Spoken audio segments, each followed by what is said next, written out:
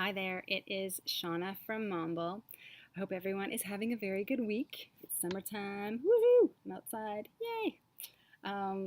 So lots happening over on Mommble.com, as always.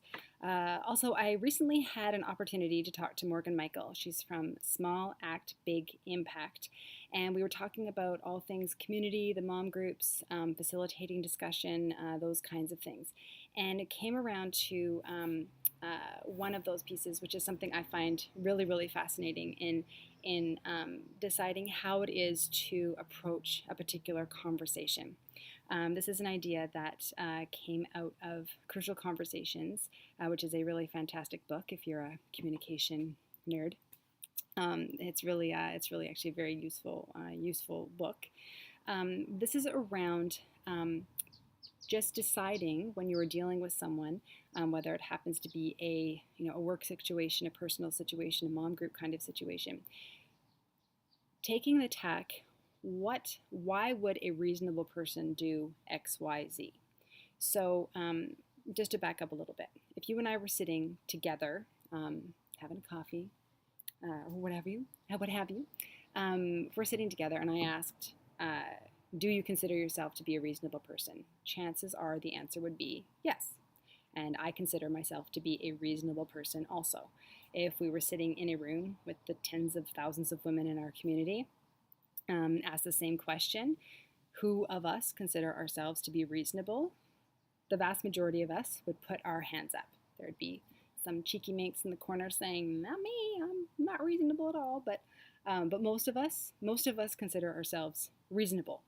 So even though we all consider ourselves to be reasonable, there's still conflict. We still butt heads sometimes. So that would mean that these two people who happen to consider themselves reasonable are still, getting into these particular issues. So how it ends up kind of coming into play is that you could ask yourself, say it's around parenting decisions, for example. You could ask yourself, why would a reasonable person make a decision that is so vastly different from something that I would ever choose to do? Or perhaps something less innocuous. And why would a reasonable person be incredibly snarky to me in the coffee lineup? Why would a reasonable person, cut me off on my drive to work? Again, I consider myself to be a reasonable person, and I know that I don't have the same parenting choices as everyone. I'm sure that I have probably come across as being, snarky before, and maybe I've cut someone off before, unintentionally, but there would be reasons, why I would do any of those things. Maybe I got some really bad news that morning, and that's why I wasn't particularly friendly.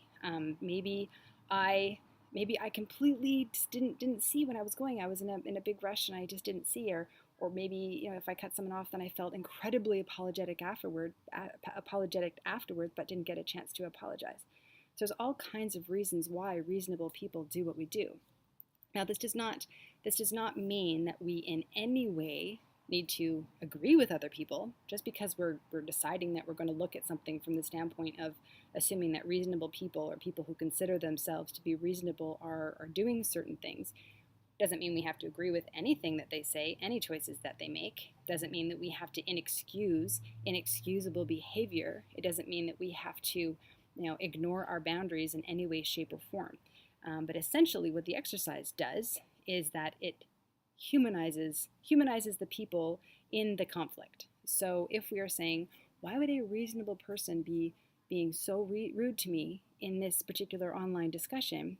There's probably a lot of reasons why you could think why somebody might be rude to you. Chances are most of them don't even have anything to do with you. Maybe there's something going on in her life that's making it so that this is how she happens to be interacting. So I find that to be a very useful exercise, and one that really helps, again, to humanize interactions and to make it so that I'm able to determine, again, if this is a particular, if this is an interaction that I need to be taking on myself, or if it's the kind of thing where I'm saying, no, this is obviously her deal or his deal. It's not my deal, and whatever is going on and the reasons that she has for what she's dealing with. Again, those are for her to sort out, not for me. So making the assumption, why would a reasonable person do A, B, or C? Very, very valuable exercise. So again, lots going on Mommble.com. Be sure to go over and check it out, share your insights, and of course share your questions as well.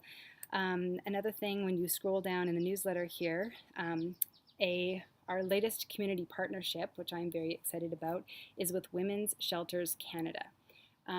This is very exciting. I think that as we learn more about our community, we know that so many of us are impacted by violence and or abuse in the home, and I wanted to partner with an organization that would be able to help us on a national scale, so that regardless of where we are in the country, we can get access to.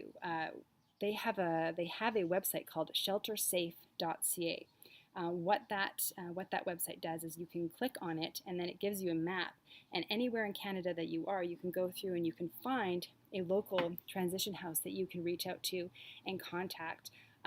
There's a 24-hour number that you can always call with transition houses, and one thing that's really important to note is that these are always crisis, yes, but they're also information lines. So these are numbers that you can call just to start to educate yourself if you're just wanting to get some information.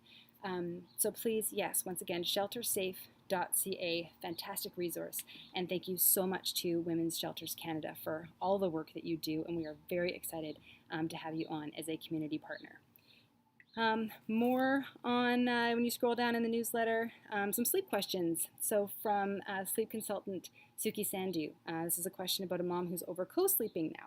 So if you have any experience with that, that might be an interesting Q&A to look into. Send through some more questions as well. If you have them, there's a little button there you can click through to send your questions through. And our most recent Mommble mom, Christina, she's based in Victoria, BC, and she is a new children's book author. So congratulations, Christina. Very exciting. Good for you. We are very proud of you. It's always exciting to learn about what the moms in our community are up to. So again, please make sure to come over to Mommble.com, and I hope that the weather where you are is good. It's finally good here in British Columbia, where I am. And please send your questions, share your insights, and until next time, have a wonderful, wonderful next couple of weeks.